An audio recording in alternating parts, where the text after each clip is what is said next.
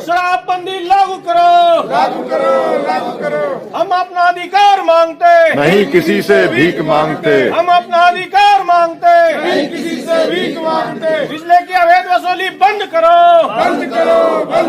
बिजली बिलों की अवैध वसूली बंद करो।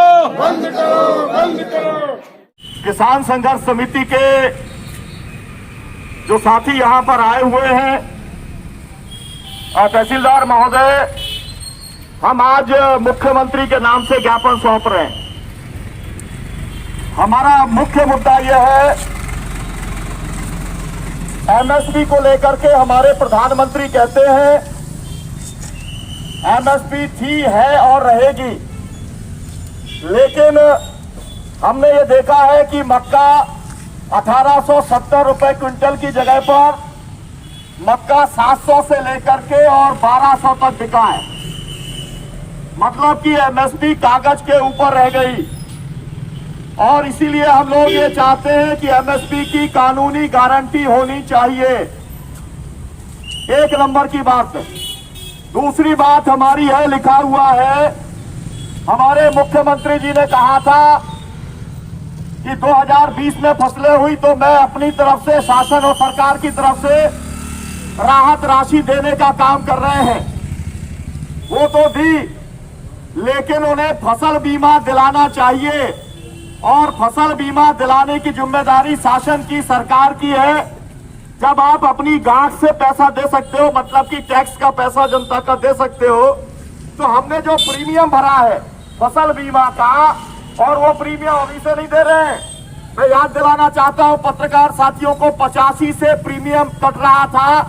पहली बार मुल्ताई के किसान आंदोलन के बाद में 98 के अंदर पहली बार बैतूल जिले को 4 करोड़ का मिला था, देश में पहली बार मिला था। तो आज हम फिर से वही बात लेकर के आए हैं, लेकिन अब मिलने लगा है। 1 लाख करोड़ से ज्यादा का मिल गया बीमा अभी तक। ये बात अलग है कि उसमें 2 लाख करोड़ से ज्यादा बीमा कंपनियों ने कमा लिया, लेकिन मिल रहा है। हम ये कहना चाहते हैं तहसीलदार साहब आपसे कि आकलन करके आपने भेज दिया, तो अब ये जरूरी है कि हमारे को फसल बीमा कंपनियों से दिलाने का काम करें। ये हमारी विशेष तौर पर ये अनुरोध है। ये दूसरी बात हो गई। तीसरी बात ये, हमारे मुख्यमंत्री जी ने कहा था, जिस तरीके से पूरे देश के अंदर कोरोना काल का बिजली का बिल माफ हुआ, उन्होंने कहा था कि हम मध्य प्रदेश के अंदर भी बिजली का बिल माफ करने का काम करेंगे, पूरा राउंड। लेकिन बिजली का बिल माफ करने का काम यहाँ नहीं हुआ। किसानों से वसूली की गई है। हम ये चाहते हैं जो वसूली की गई है उसका समायोजन किया जाए, और बाकी लोगों का जिन्होंने नहीं दिया है उसका माफ किया जाए। लागू करो। फसलों का राहत राशि दूंगा, और 33% राहत राशि दिया, लेकिन जब हमें कहते हैं कि राहत राशि आप मानते हो, तो हमारा फसल प्रीमियम कटा था, हमारा फसल बीमा कहाँ गया? प्रधानमंत्री कहते थे कि किसानों को 14 दिन के भीतर मैं फसल बीमा दिलाऊंगा, लेकिन 2 साल हो गए, किसानों को फसल बीमा नहीं मिला। पहली बात। दूसरी बात, मुख्यमंत्री ने कोरोना काल में कहा था कि मैं जनता का कोरोना काल का बिजली बिल माफ करूंगा, लेकिन जैसे ही लॉकडाउन समाप्त हुआ तो बिजली विभाग वालों ने 2 गुना, 3 गुना, 4 गुना बिजली का बिल वसूल करना चालू कर दिया।